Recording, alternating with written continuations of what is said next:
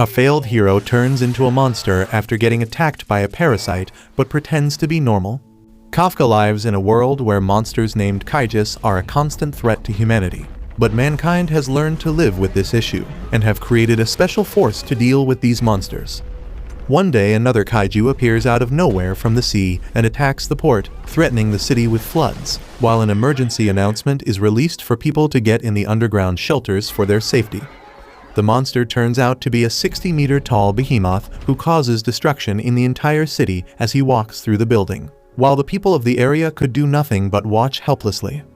The government immediately sends in the defense force, who surround the kaiju from all sides and shoot missiles at it after making sure the area has been evacuated.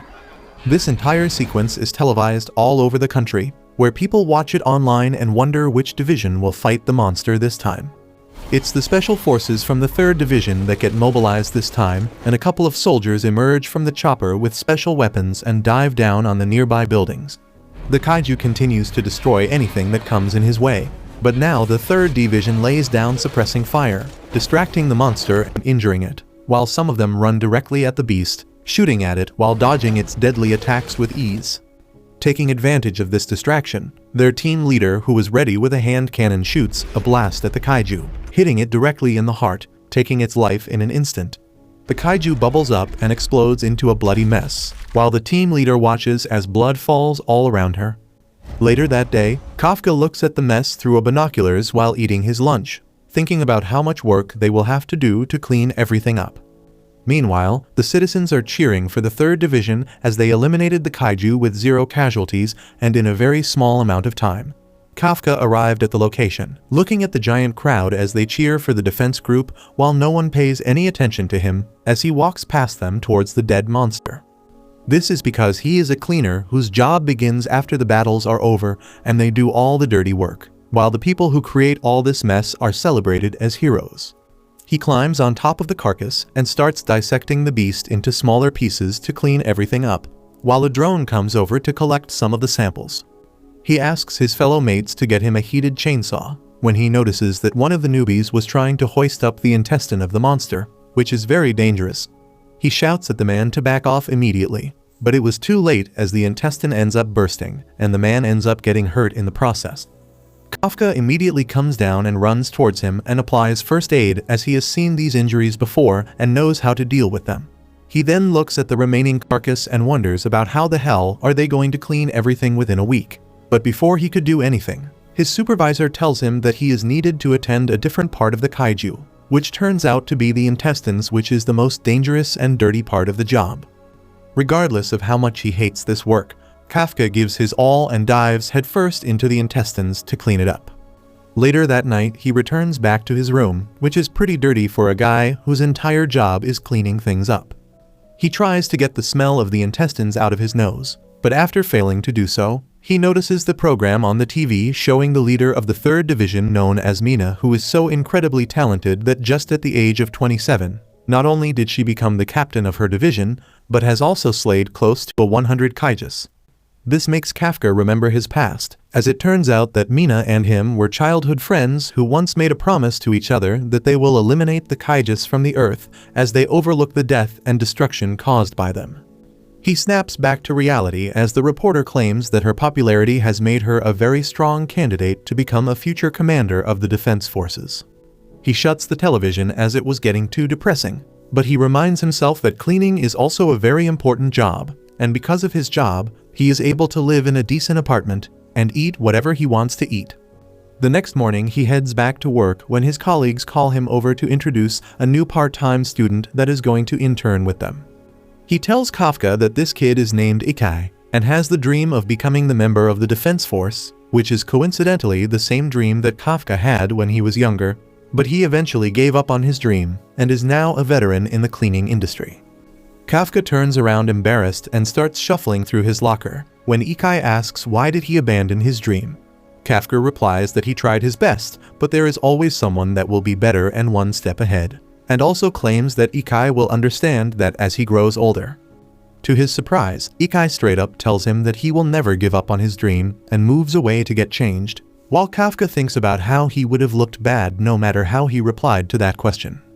Later that day they get back to the site and the supervisor starts assigning them their duties for the day, and puts Ikai in the group to clean the intestines, which makes Kafka happy for a moment, as this will teach Ikai how difficult their job is. But the supervisor tells Kafka that he will also be working on the intestines as he is the best at that job. Kafka cries at his bad fortune but immediately gets to work, while the supervisor tells Ikai that Kafka complains a lot but he is an excellent worker, and that he would have made an excellent officer if he was able to clear the exam. Later that day they all have their lunch break, where Ikai has totally lost his appetite, which makes Kafka happy. But he had it just as bad and tries not to puke. He notices that Ikai is not eating anything, so he throws a vitamin drink at his face and tells him to drink it, while also offering him a pair of nose plugs to keep out the stench. Ikai refuses to follow his advice, but Kafka ends up forcing him to do as he says.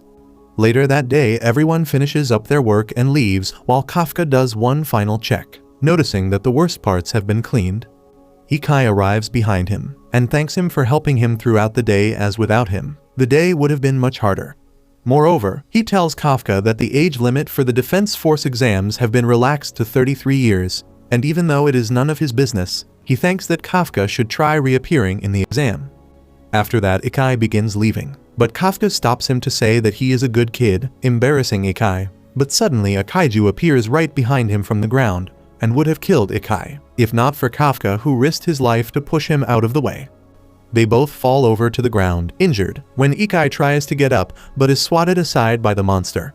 Kafka shouts at him to run away as fast as possible and call the defense force, but Ikai refuses to leave him alone.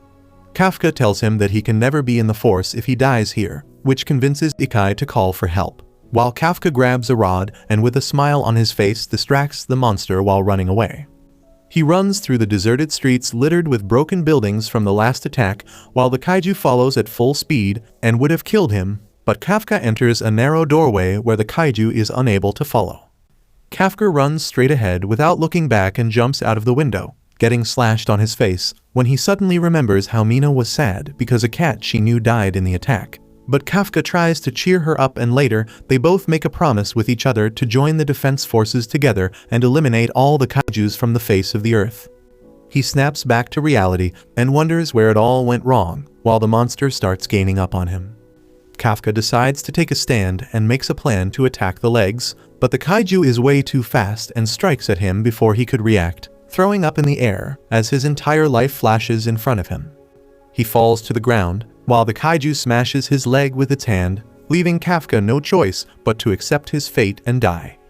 Just as the kaiju was about to delete Kafka from this planet, Ikai arrives out of nowhere with an iron rod and hits it in the face, saving Kafka's life.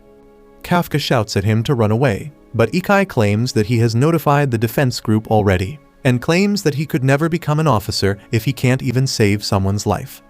The kaiju starts attacking the young man, while Kafka wonders why the hell is he so weak and useless. He realizes that nothing has changed in his life, and even now he cannot save a single person, even though he dreamed of being an officer.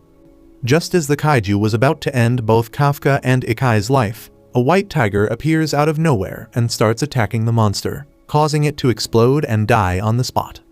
Suddenly, Kafka hears Mina's voice as she assigns her teammates different roles, telling them to secure the perimeter and take care of the injured people, while she searches the area for any other monsters.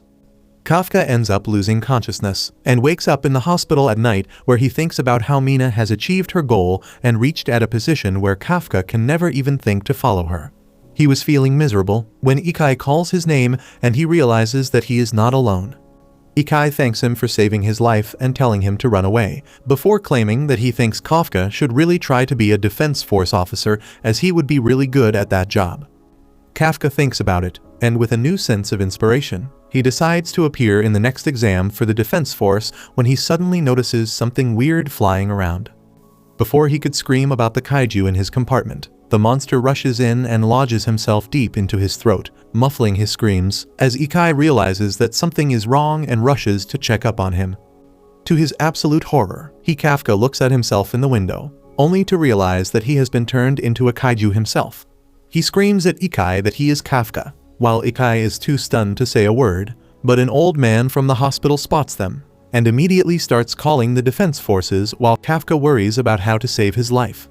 The defense forces are immediately alerted and Mina assembles a team of kaiju hunters, while an alert is sounded for everyone to stay indoors and lock their doors, as a small kaiju has been sighted.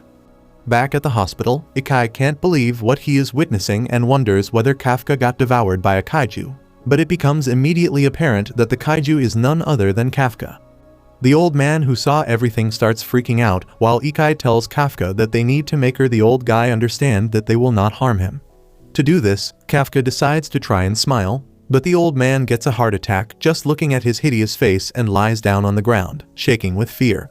Kafka quickly goes over to check whether the old hag is okay, but to his surprise he is so strong that he breaks the wall of the room just by touching it. He gets scared himself and realizes that he is totally becoming a kaiju. This arouses the other patients who come over to check, only to be scared by Kafka in his hideous monster form. Ikai tells Kafka that they don't have a lot of time as the defense forces must be on their way to the hospital, so they both decide to flee the scene. Kafka immediately heads out to the window and tries to open it. Unfortunately, because of his strength, he completely destroys the window in the process. He gets really impressed by his own strength, but Ikai tells him this is not the time for that, and he jumps out the window. Kafka tries to jump out as well, but his jump is so strong that he falls somewhere far away. Ikai starts running down the street to try and find Kafka, when he suddenly spots him following him down the street. To his horror, Kafka doesn't even look like the normal kaiju now and has gotten even uglier with weird tentacles coming out of his body. Ikai asks whether he knows how to control them, but he claims that he can't control anything. Just then his tongue shoots out of his mouth and catches a bird before eating it alive, which really impresses Kafka as he always wanted to be Venom. But Ikai finds it disgusting and tells him to get a hold of himself. Somehow, he manages to revert back to the normal kaiju form, and they start running to find a place to hide when Kafka tells Ikai that he really wants to pee. Ikai tells him to hold it in as they don't have the time, but Kafka is unable to hold it and ends up peeing out of his chest. This really embarrasses Kafka, who realizes that he is never going to get married and will die a virgin if anyone gets to know about it. Ikai tells him that they have other stuff to worry about and tries to drag him. Kafka stays on the ground and asks Ikai whether he thinks he can join the defense force even now. Ikai immediately shakes his head, claiming it's impossible as they will kill him on sight. Kafka starts going through a midlife crisis, realizing that his dream will always stay a dream and that he can never catch up to Mina. Ikai ends up finding an abandoned construction site and tells Kafka that they should be safe here if they hide, but just then Kafka gets a weird feeling about something coming from below the ground, and suddenly there is a huge explosion on the other side of the city. Ikai tells him that this is lucky for them as now the defense forces will have to deal with the other explosion first, giving them extra time to hide and figure this out. It turns out that another kaiju has emerged from the ground, completely destroying a house, trapping a woman while her daughter cries as she tries to free her from the fallen debris. The mother tells her to run away, but the child is adamant and tries to move the items trapping her mother but fails to do anything. Just then, the kaiju appears behind them and breaks through the remaining wall to claim its food, but just as it opens its mouth to devour the poor girl, Kafka appears out of nowhere and punches him straight in the face, blasting it away. He surprises even himself with his power, but immediately turns his attention towards the little girl, asking whether she is okay. The girl starts crying out of fear, so he tries to lighten up the mood by making funny faces, but it all goes to waste, as his ugly face can make even Donald Trump cry. Thankfully, Ikai comes to save the day and comforts the girl while Kafka removes the fallen debris from her mother. Ikai quickly checks on the mother and thankfully realizes that she is still alive and is just unconscious right now. Before they can feel completely safe though, the kaiju arrives once again, looking uglier than ever to claim its prey. Kafka tells Ikai to take the mother and the child to safety while he deals with the monster. Ikai asks what is he planning to do, and Kafka replies that he is going to punch the monster as hard as possible, hoping for the best. Ikai immediately runs away with the victims, while Kafka charges his punch that start glowing with electricity and delivers an uppercut so strong that it rocks the monster completely, blasting it in the air as it completely explodes into nothingness. Kafka is beyond shocked as a bloody rain starts as the remains of the monster falls to the ground. While hiding behind cover, Ikai asks whether Kafka is still in control of his body, and he claims that it's alright and everything is fine. He walks up to the little girl, who hides behind Ikai, and tells her that she doesn't have to worry anymore as she is safe, and soon the defense forces will arrive to help her. Ikai tells Kafka that he has called an ambulance and urges him that they should leave before anyone arrives. Kafka, however, was still stuck on the dream about becoming a defense force member and standing alongside Mina as an equal. He turns towards Ikai and removes his face mask before telling him that his dream about becoming a defense force member is still alive and he will give the exam. Later that night, Mina arrives with her team, only to find the kaiju already eliminated. She is unable to understand who can destroy a big monster like that, but turns around to comfort the little girl, telling her not to worry as she will destroy every single kaiju. The little girl nods, but tells her to spare the good kaiju who saved her and her mother from the monster. This really surprises her, but she doesn't say anything about it. Meanwhile, Kafka returns back to normal, and alongside Ikai they return back to the hospital, lying to the other patients that they ended up hiding after the kaiju appeared in the room, but are completely safe. 3 months pass by after that without much incident, during which Kafka learns how to better control his powers, but the media is still looking for Kafka's kaiju form, which they have named Kaiju 8, who is the only kaiju who was able to escape from the defense force. Ikai watches this news from the cleaning office, when another senior hands him some mail which turns out to be the results for the defense force exams. He checks his results, only to see that he has passed the first round and needs to appear for the second one. The senior hands him another envelope containing Kafka's results and asks him to take it to him, as Kafka is on the site, cleaning a body up. Ikai takes the results and starts walking, but checks it on the way, only to see that Kafka has passed as well. He takes the results to the site, where Kafka is having lunch atop the body in his kaiju form. Ikai immediately dropkicks him, claiming that the defense force will exterminate him on sight if they saw him, and Kafka apologizes, claiming that he still ends up slipping up once in a while. After rubbing his face, he asks Ikai whether he is fine now, but he still has his fangs, and Ikai shouts at him to quickly take care of it and shouts at him for being so careless as he is all over the news. Kafka finally reverts back to normal, and Ikai hands him his results, which he looks at and is glad, but Ikai asks why isn't he happier. Kafka then explains that he always passes the first round but fails in the second. He then tries to open a bottle, but ends up crushing it completely as he transforms into the monster, which makes Ikai tell him that he shouldn't give the exam, but Kafka begs him to not abandon him, and Ikai agrees before leaving. 10 days later they head to the exam stadium, which is huge and crawling with security. They look around at all the different examinees when a blonde girl heads over to them and asks Kafka to move his van somewhere else as she wants to park there. When Kafka refuses, she takes her overcoat out and uses her special power to literally grab and throw the van aside like a toy. This really shocks Ikai, who asks about her identity, and she claims that she is examinee number 2016, and her favorite pastime is to kill a kaiju. She then moves towards Kafka menacingly and sniffs him before asking why the hell does he smell like a kaiju. This really scares him as he wonders how to escape this predicament without blowing his cover and getting killed. The girl introduces herself as Kiko, who seems to be pretty rich, and talks down to Ikai about how they should have simply given her the parking space. Just then, to their surprise, Kafka walks up to the flipped van and puts it back up by picking it like a toy. This really shocks Kiko, who wonders whether this guy also has a special suit like her. He tells her not to scratch the van as it is company property, but before he could take the space back, her butler rolls up in the G-Wagon, taking the parking space all for himself. Kafka gets mad at this, but he has no other options left, while Kiko starts walking away with her butler and her guards, showing how much of a baller she is. Kafka was ranting about her when he noticed that Ikai looks super mad. He knows that Kafka used his kaiju powers and reminds him that if anyone saw it, Kafka would be killed and Ikai would be imprisoned as well for not disclosing this information. Kafka tries to defend himself and claims that he was being smart about it and only transformed his hands to pick the van up. But Ikai is not in the mood of hearing anything and tells Kafka that if he uses his powers for no reason once again, he will send him back home. Meanwhile, inside the headquarters, the members of the defense force take a look at all the new talent that they have got. They realize that this batch looks very promising as students from the best universities are taking part to become field agents this time. They notice that some of the talent surpasses the others, like the green-haired boy with the calm attitude named Izu, the short yellow-haired guy called Aoi, and the red-haired knucklehead called Furu.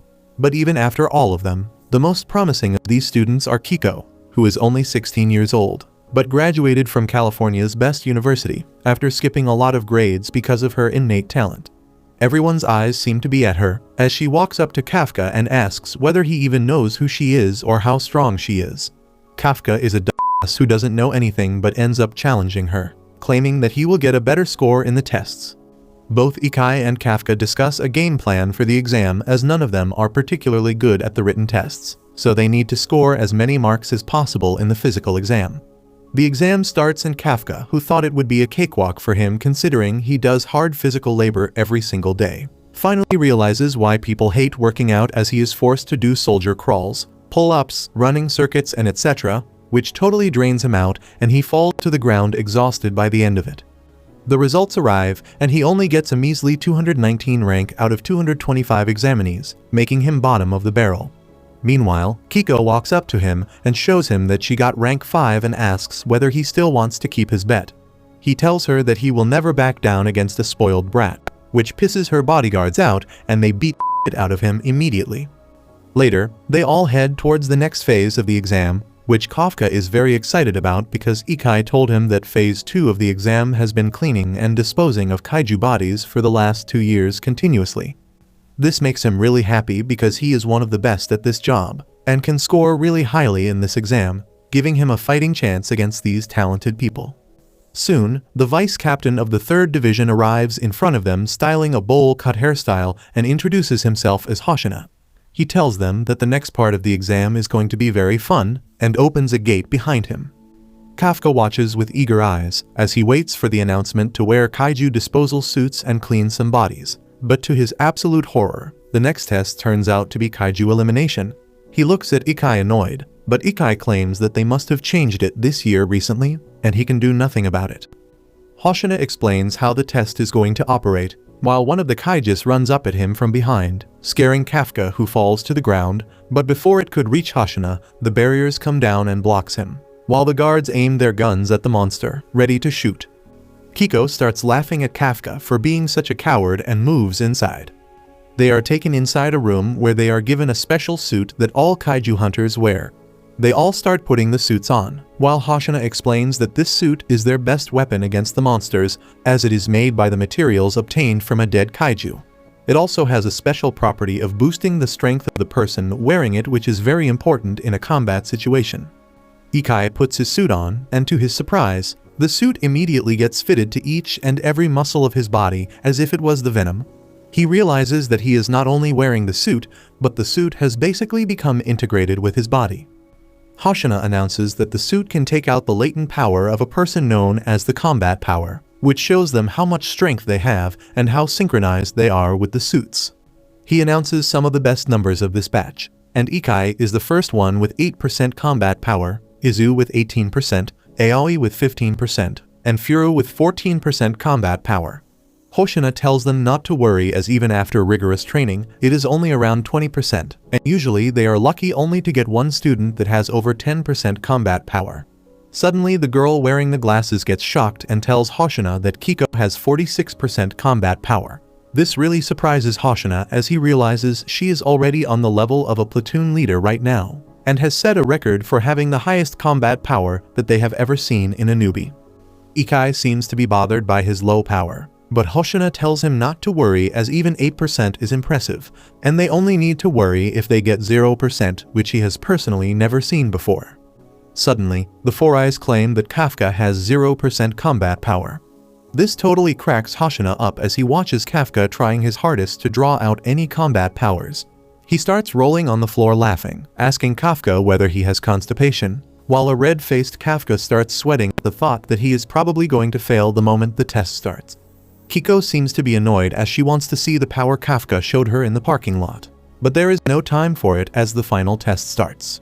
They all stand atop a ridge while Hoshina tells them that these Kaijus have killed over 16 people last year, but were captured alive as they wanted to train the newbies with it. He tells them to fight them with all they have got while the drone camera will follow them, and if anyone gets seriously injured or looks like they can't continue, the lab will deploy their shield, and they will immediately fail the test. The test starts and all the participants jump into the area, while Kiko shows them how it's done as she jumps up to a building and starts running on it to overtake everyone. She runs around the area and spots a kaiju sitting out in the open, which she blasts to shreds without even stopping and moves on to the next area. She jumps on a building and kills another kaiju that 2 trainees were fighting and keeps running, while Kafka tells Ikai to keep up as they will fall behind.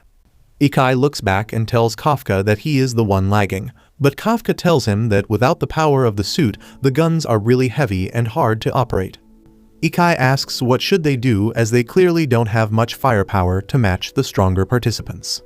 Just then, Hoshina announces that the captain of the 3rd Division, Mina, will also be watching the exam.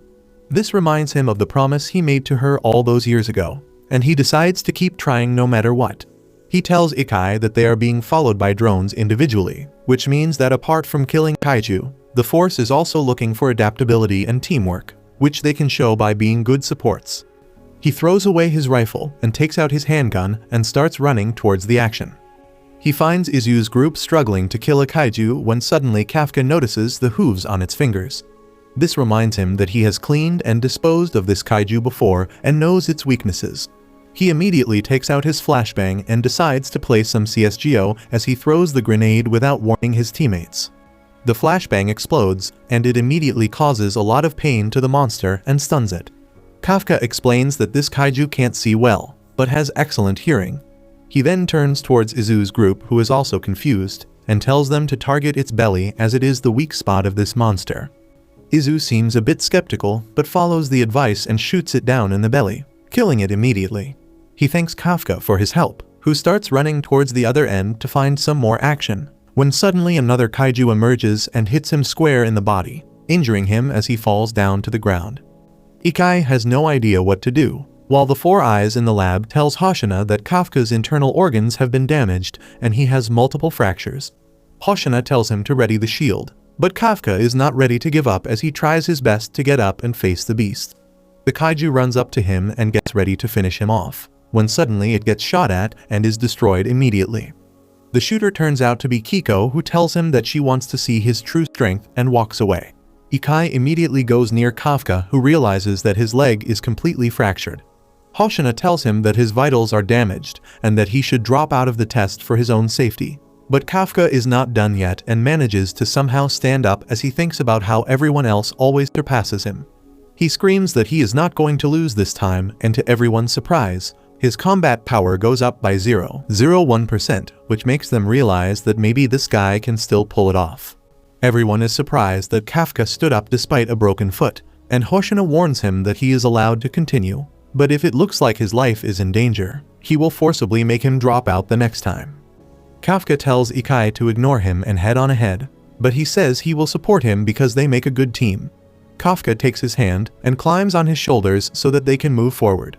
Everyone stares at the weird duo and Hoshina can't stop laughing. He even suggests that they should pass these guys already because they need comic reliefs like them in the defense force. Kafka tells Ikai to not worry about anything else and follow Kiko as fast as he can. He runs like the wind, while the other people are also hunting down the Kaijus in teams. Kiko speeds through the entire test site as if she is playing. She blasts through the Kaijus faster than others and doesn't even let anyone help her. She shows her gunslinging skills first, and then picks up a steel pole to pummel the Kaijus with it. She soon hunts down all the smaller Kaijus and heads to the boss, and immediately throws a grenade at it. The kaiju takes some damage and loses its balance because of the explosion, and Kiko does some parkour to reach a high spot and jumps towards it. She does a split over the kaiju's open jaw and shoots its insides. The monster's body bubbles up and explodes, and Kiko gets back to the ground before the kaiju's demolished body falls down.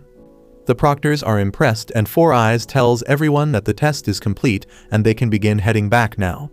Kafka is shocked to hear this and complains that Kiko is unfairly fast. Both he and Ikai fall to the ground and catch their breath.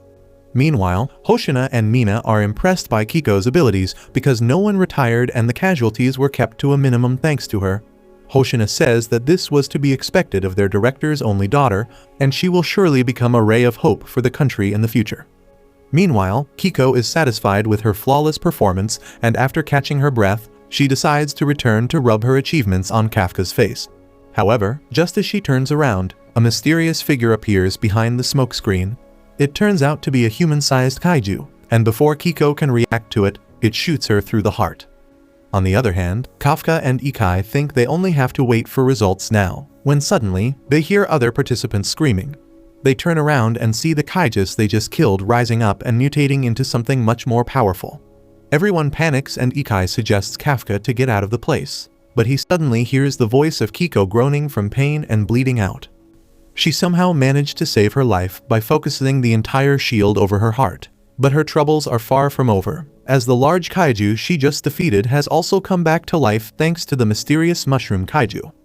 She wonders what kind of kaiju it is, when it suddenly asks her if she can still move. Kiko freezes on hearing the kaiju talk, because there has been no record of them talking yet. Not only can the mushroom kaiju talk, he is also intelligent and sympathetic enough to let the healing kaiju deal with Kiko to get his revenge. Kiko gets up and takes aim, but the mushroom bastard shoots her arms and legs, causing her to fall to her knees. She screams in pain, and the voice signal reaches the monitoring station. Four Eyes tries getting a visual on her, but the drones are not working well now. Still, she can sense abnormalities in Kiko's body because of the sensors in the suit. Hoshina asks what is going on, and she shows him the visuals of the minor Kaijus coming back to life. Everyone is confused by what is happening because this has never been recorded before.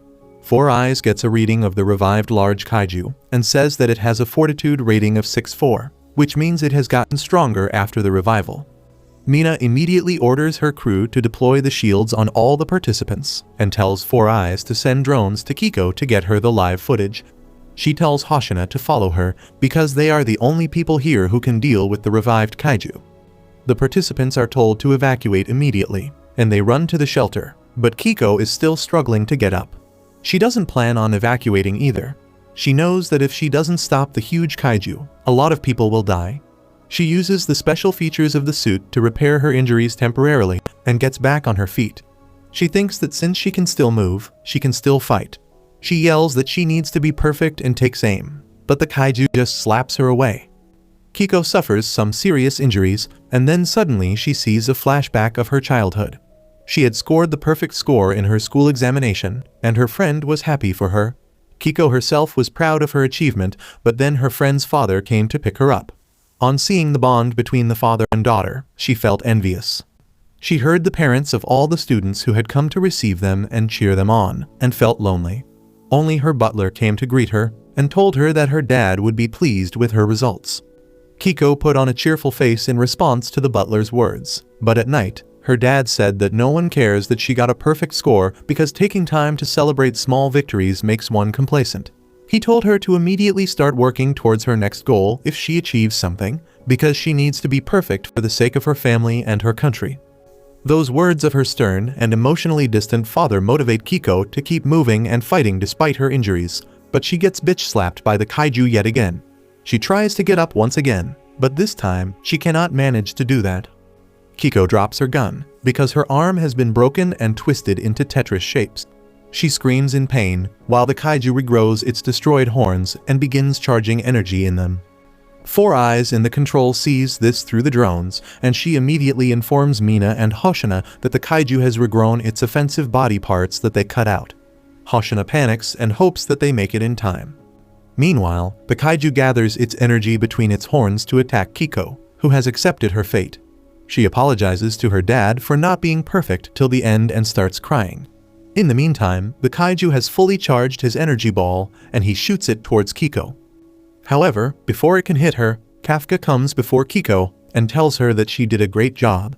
She is flabbergasted on seeing him there, and the very next moment, the energy ball hits them.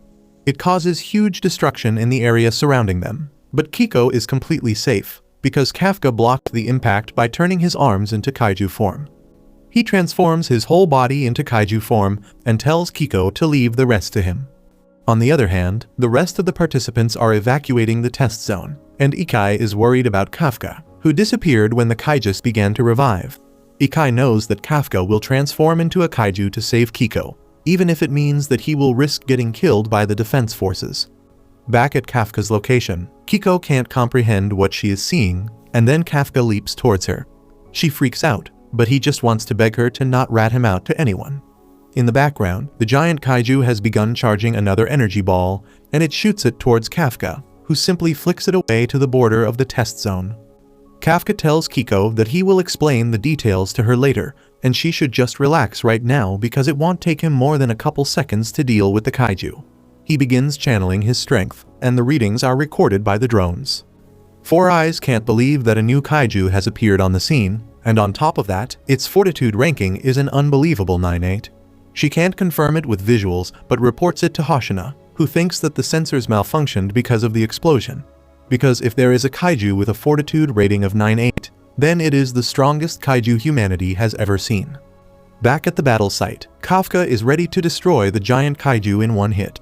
His body modifies to give him extra traction and jet boost behind his arms to maximize the impact of his punch. The giant kaiju runs towards him and tries punching him, but Kafka meets its punch with his own. Kafka's punch overwhelms the kaiju, sending its arm muscles flying first, and then the muscles from its entire body.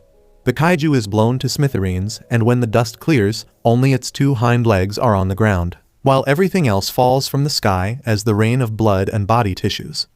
Kiko watches this, flabbergasted at the destruction in front of her. Kafka confidently tells the kaiju to return to life from that, and the organs immediately begin to show movement again. He panics and takes it back, begging the kaiju to not come back to life, and it surprisingly falls dead for good. Kafka then suddenly turns around and rushes to Kiko, saving her from a kaiju that was going to attack her from behind. He reveals his face from within his transformation and smiles at Kiko, saying that he is glad that she is fine. He tells her to not put herself in reckless situations like that again, and suddenly, Ikai arrives there and hits him with a karate chop to the head, saying that he should try to ingrain that advice in his life as well. As Ikai lectures Kafka about being reckless and transforming into a kaiju when officers of the defense force are present nearby, Kiko collapses. They evacuate the site, and soon, Mina and Hoshina arrive at the scene of carnage. It reminds them of the demolished kaiju that they saw 3 months ago. There are a lot of strange things that happen this time, and Mina tells everyone to focus on cleanup while she goes to clean up the remaining mutated Kaijus. Meanwhile, Kafka is back in the hospital with some fractures, and Ikai is looking after him. Mina pays them a visit and thanks them for bringing Kiko back to the rescue center safely. She salutes them and leaves, and Kafka can't bring himself to call her, because he wants to wait till he becomes an officer. On the other hand, Kiko is receiving treatment using the most advanced medical equipment, and when she wakes up, she finds Hoshina there for her. He thanks her for defeating the revived huge kaiju that kept casualties to a minimum. Kiko hesitates on hearing that, but she remembers that she must keep Kafka's secret, so she declares that she was the one who killed the huge kaiju. On the other hand, the mushroom bastard is in a public toilet, listening to news about how there were no fatalities in the exam despite Kaijus reviving. He can't believe that, and wonders if the captains are so strong that they can save everyone so quickly. Suddenly, he gets a call, telling him that break time is over, and the kaiju transforms into a man, complaining that humans are so fussy about time. He wears his clothes and goes out, telling his co-workers that he just had a bad stomach. Coincidentally, he works in the same monster cleaning company as Kafka and Ikai, and no one suspects anything about him being a kaiju, despite him being lousy at controlling his body. A few days have passed, and the results for the Defense Force exams are going to be declared soon. Kafka is panicking amidst fears of flunking this time too, and as Ikai tells him to calm down, they suddenly receive their results via mail. Both of them are overcome with nerves. Kafka nervously pulls out the letter and his eyes widen in surprise when he reads its contents. The next day, all the past students are gathered in the headquarters of the Defense Force. Izu and Aoi have passed along with all the other favorites, but Kafka is missing. Kiko enters the room late, and a girl rushes to congratulate her because she topped the exam results. The redhead Furu collides with Ikai, and immediately recognizes him as the guy with the uncle-like guy. They introduce themselves to each other, and quickly become friends. Furu asks him what happened to Kafka, and Ikai is nervous about what to tell him. Soon, Captain Mina enters the room, and the induction ceremony begins. Kiko is called to the stage as the representative of the incoming class, and Mina gives her the oath while declaring that all the 27 people selected in the test are now officers working for the Defense Force. Kiko takes the papers and salutes Mina, swearing that they will lay down their lives to protect their country. Mina thanks her for handling the situation so well during the test, And Kiko is taken aback on hearing this, as she feels guilty for taking credit for Kafka's actions. She looks at the people gathered below, and wonders why is Kafka not among them. Suddenly, Kafka nervously walks into the room, apologizing to everyone for coming late, much to everyone's amusement. It turns out that initially, Kafka had failed the test. When Mina and the rest of the officers were gathered to evaluate the candidates, everyone agreed that Kafka lacked the physical abilities to be an officer, and he could not even draw the power from his suit. Mina was about to pass her verdict, when suddenly Hoshina declared that he would take Kafka. He said that even though Kafka is weak by himself in the test, he was a great support for everyone else. He could pinpoint the weakness of the Kaijus and assisted everyone without worrying about his kill count. Though Kafka might never become a full-time officer after getting a promotion, he still deserves a fair chance to be trained as a cadet. As Mina recalls this, she softly smiles at him. She announces that Kafka is being enrolled only as a cadet, so she made him sit out during the officer induction ceremony. All the major players are surprised by this exception, but they knew that Kafka would make it. After that, Mina addresses everyone and thanks them for passing the hard test to become a Defense Force officer. She asks everyone to entrust their lives to her, as she is going to lead them from the front into the battlefield. Kafka suddenly declares that he will also be standing by Mina's side soon, and the entire room is thunderstruck. They wonder what is the deal with this guy, and how did he let his intrusive thoughts win in such a serious situation. Kafka also realizes this a few seconds later, and then it is turn for Mina to discipline him as his senior officer. For speaking out of turn and disrespecting his senior, she punishes him to do 100 push-ups. Kafka freaks out, but Hoshina bursts laughing, saying this was the main reason he selected this guy. He tells Mina that she is going soft on the cadet, but she leaves with a subtle smile on her face. Hoshina then looks at Kafka on the floor, and thinks that there is more than one reason he wanted him. When the Kaijus revived during the test, there was a Kaiju whose fortitude reading was 9-8. Hoshina thinks that it was probably a faulty sensor, but apparently, at the exact time the monstrous Kaiju appeared, Kafka's suit stopped sending any signals. Hoshina suspects that there is something strange with Kafka, and that is why he plans to keep him close so that he can find out what it is. On the floor, Kafka has expended all his energy in doing just 100 push-ups, and he falls down as everyone cheers on him. Kiko comes to him and asks him to follow her to talk in private, but everyone starts asking her if she plans to confess her love to Kafka. She is grossed out just by the idea, and Kafka doesn't even understand what she means. Luckily, Ikai has enough brain cells to compensate for him, and he takes him to talk with Kiko outside the campus. There, Kafka tells her that he ate a Kaiju and became one, and she can't believe it. She calls him a glutton, and he replies that he didn't eat it on purpose. Kafka says that maybe if he informs the Defense Force, they might cure him, but Kiko tells him that will be impossible. Even if he is not killed immediately, he will be subjected to experiments day in and day out, and never be allowed to work as a Defense Force member. Not only that, Kiko believes that once the Kaiju as strong as Kafka is killed, his body parts will be used to make special weapons. He freaks out on hearing all this, and begs her to keep his secret. She kicks him away before agreeing to his request, because she owes him for saving her life. However, she also warns Kafka that if he ever becomes a threat to the humankind, she will immediately kill him. Later, their training begins, and Ikai goes into the training site. He hides behind a pile of rubble and shoots a target that pops up next to him. There are more targets hidden throughout the training site, and he shoots them all down one by one. The supervisor declares that Ikai completed his training in 2.5 minutes and unleashed about 18% of his combat suit's power. Everyone is impressed because Ikai has been growing rapidly ever since the training started, and he has been beating his personal records each time. This ignites Furu's competitive spirit, and when he charges into the training area, he quickly takes down all the targets. He gets a time of 2 minutes and 15 seconds, and a combat power of 20%. Furu is happy to hear that, and smugly tells Ikai that he won again. However, in the time he was bickering with Ikai, Kiko has already cleared the training regime with a 55% combat power rating. She teases the boys, saying that their combined scores are less than her. On the other hand, Izu and Aoi are competing with each other, because they are very close in terms of their physical and overall abilities. While all the big shots are basking in the spirit of competition, Kafka has also completed his training. He took over 6 minutes and 40 seconds for that and unleashed only 1% of his combat power. Despite being completely out of breath, He celebrates that he succeeded in completing the training, and even bothers Kiko, asking if she saw how quickly he is making progress. Hoshina tells him to stop fooling around, because at this rate, he will be fired in 3 months, and Kafka panics. Hoshina then orders everyone to run 10 laps around the training area, and calls it a day with that. Everyone hits the showers after that, and Kafka is dead exhausted because of the extra laps. Ikai and Furu are competing about their physique, and Kafka decides to show them what the body of a real man looks like. Furu is impressed by his bulky muscles, but as soon as Kafka lets go of his breath, his well-toned abs turned into a beer belly. Furu starts laughing at him for having a baby bump, even though he is a man, and Kafka tells him that his comment is offensive for all the trans people out there. They keep bickering till Aoi arrives on the scene and puts them all to shame with his muscles. Everyone jumps into the pool to hide their scrawny bodies, and Kafka thinks that living like this is quite fun. On the other hand, Kiko and other girls are also returning from shower, and they find Mina drinking some milk at the laundry zone. She tells them that there is no need to be formal, so the girls get busy doing their chores.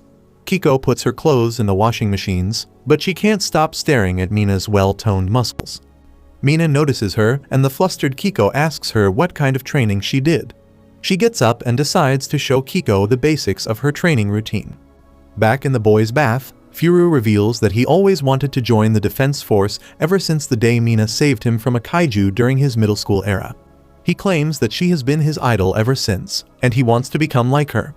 Everyone else says the same, and when Kafka tells them that he is Mina's childhood friend, and they promise to join the defense force together, the boys freak out. He is nervous and wants to go back to his room, but the boys latch on to him and menacingly ask him to share the details.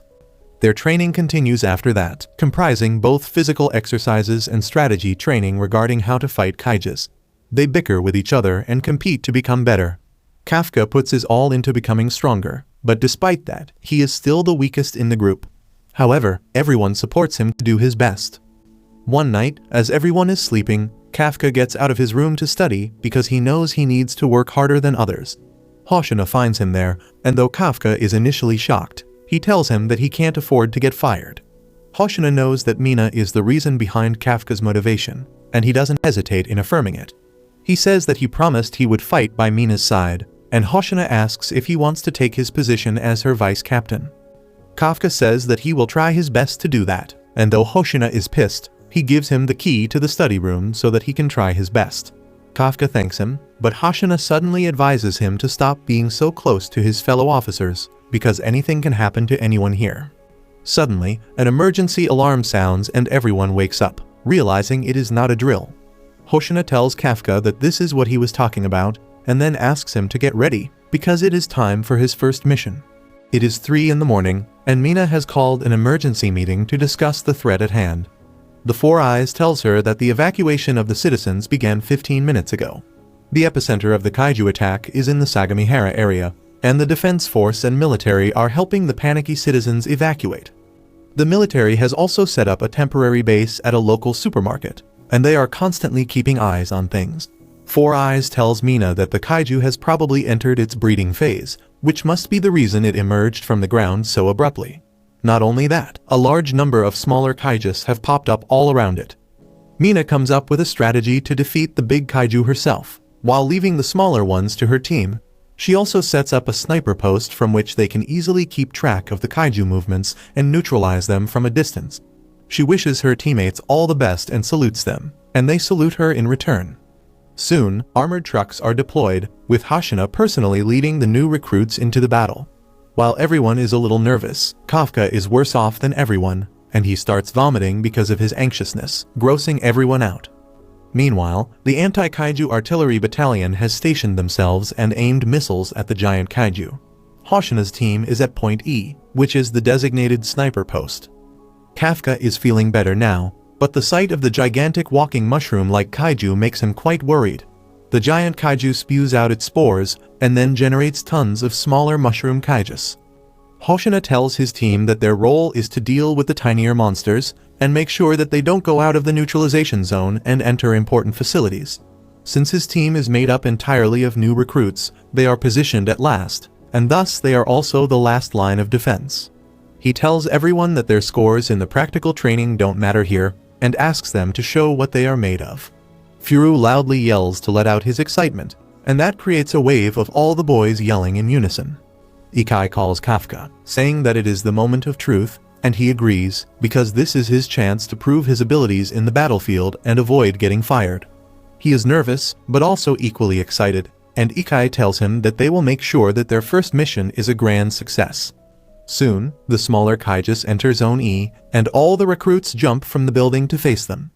Well, everyone except Kafka, who cautiously climbs down to avoid breaking his bones even before the mission starts. On the other hand, Mina has also reached sniper point, and Four Eyes instructs all the teams to lure the giant kaiju in her line of fire.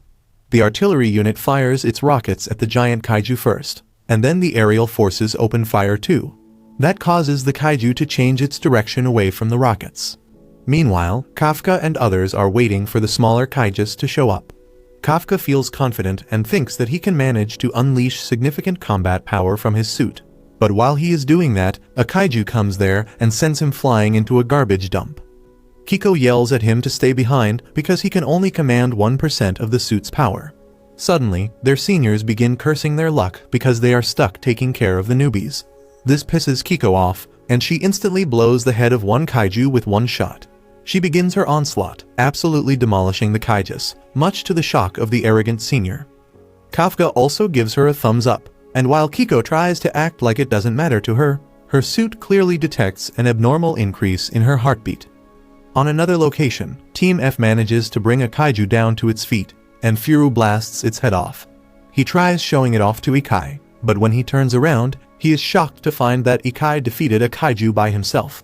Ikai reveals that he changed the blast rounds for freezing rounds in his gun, which helped him stop the kaiju from moving, and he believes that this is the unique hunting style he must perfect. In Zone J, Aoi is facing a kaiju by himself.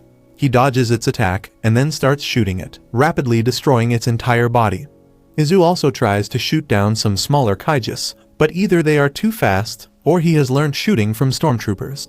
He decides to improvise and shoots an electric pole, causing it to fall down and block the path of the kaijus. With that, he easily blasts all the kaijus. The seniors are shocked by the performance the newbies are showing, and even the platoon leader remarks that they exceed even her expectations. However, Izu and Aoi are just competing with each other to see who can hunt more monsters. Other recruits also perform well, and soon, Zone J is cleared of all the small kaijus. Kafka can only be amazed as he hears this report, and then he hears that even Zone F has been cleared thanks to Ikai and Furu. He feels that he is getting left behind and wonders if there is something he can do. He suddenly gets an idea as he recalls the senior talking about how they don't know the weak point of the kaijus yet. Kafka notices the body of a dead kaiju behind him, and determines to contribute to the fight in the way only he can. He begins tearing apart the kaiju's body with ease, thanks to the 1% power of the suit he has managed to draw out. He is amazed by the suit's performance, and wishes that they gave some of these to the guys who do the cleanup. He cuts the interiors of the kaiju and finds that it is a pretty standard fungal-type monster, but the core is not where it usually is. He looks around for the core, and immediately contacts Hoshina about his discovery. Kafka tells Hoshina that the kaiju's core is located at the base of its neck, but it is protected by hard muscles, so hitting it from the sides will be most effective. Hoshina is impressed, but then Kafka reveals a surprising fact to him. He says that even the smaller kaiju have reproductive organs, and if they don't destroy them, they may keep on respawning. Hoshina tells Kafka that he did a damn good job and then asks Four Eyes to relay the information to everyone. Kafka feels proud that he really helped the defense force, and then he immediately heads to neutralize the reproductive parts of the defeated kaijus, determined to do what it takes till he can stand by Mina's side. Suddenly, he hears a huge explosion behind him, and turns around to find that the artillery and helicopters have led the giant kaiju to the designated combat zone. The helicopters withdraw, and then all the teams in the combat zone shoot the legs of the kaiju to immobilize it. It is Mina's chance to shine, and she points a giant-ass sniper cannon at the kaiju. She locks the target and calibrates her gun for all the variables, and then gets ready to fire while thinking about Kafka. She begins loading the gun, and her unleashed combat power reaches a whopping 96% before she presses the trigger. The energy shot flies towards the kaiju and blows a gigantic hole through its body, clearly exposing its core. All the recruits are flabbergasted by this display of power, but none more than Kafka. Mina loads the second round and fires it at the Kaiju's head, completely demolishing it. The Kaiju falls, rattling the earth for a few seconds, but Mina is not yet done with it. She loads a third round and shoots the Kaiju's dead body. Four Eyes exclaims that the Kaiju has stopped moving completely, but Mina loads a fifth round as well. Everyone is shocked and Four Eyes tells her that there is no need for that, but Mina simply asks her to give her the green signal. Once she receives it, she fires again. Kafka is truly amazed, and then Hoshina comes there, asking if he plans to give up on standing by Mina's side now. Kafka asks him if he himself can match Mina's power, and he clearly denies it, stating that he is not good at dealing with the big ones. Just as he is about to talk about the smaller monsters, a Kaiju jumps behind him. Kafka points his gun at it, but Hoshina simply draws out his blade and unsheaths it, and the next moment, the Kaiju is split neatly into 20 pieces. Kafka is astonished, and then Hoshina shows his blade to him, saying that he comes from a long line of Kaiju hunters, so he is probably the best at dealing with mid-sized and small Kaijus. Suddenly, another energy shot flies towards the giant Kaiju, and then Mina tells Hoshina that she is done now. However, for Hoshina and others, the show is just starting because the thousands of tiny Kaijus inside the body of the main one have started to awaken now. Their massive army floods the streets, and Hoshina tells his underlings that they should quickly clean up the small fries and return to the base in time for breakfast. Izu and Aoi thinks it is easy for him to say, and this is the chance for their seniors to show them that stamina is as important as firepower in this line of work. While the seniors rush to action, the platoon commander comes up behind the two boys, telling them that they are free to retire now. They are not going to give up, but all the new recruits are tired, and Four Eyes can see that on her screen. However, Hoshina believes that only those who can endure this situation and press forward will reach the next level. Most people who join the defense force retire as their combat power reaches 20 to 30%, but those who can cross that barrier reach the captain rank. Hoshina knows that Kiko has already crossed that barrier, and according to him, the next to do that will be Ikai, who has been neutralizing Kaijus without anyone's help. However, Ikai is really exhausted now, but despite that, he rushes to the main combat area along with Furu, who is jealous of his progress. On the way, they notice a guy wearing the coat of the cleaning company looking at the Kaiju corpses. Furu tells him to get out of the area since it is dangerous, but the man keeps rambling about how the reproductive organs he put in the Kaijus have been destroyed. He says that maybe someone in the defense force knows all about Kaiju, and then turns around to ask the two boys if they know anything, while his face starts to morph spontaneously. If you liked this video, make sure to subscribe for part 7, and make sure to check out this brand new anime about the strongest hero who pretends to be normal to live a quiet life.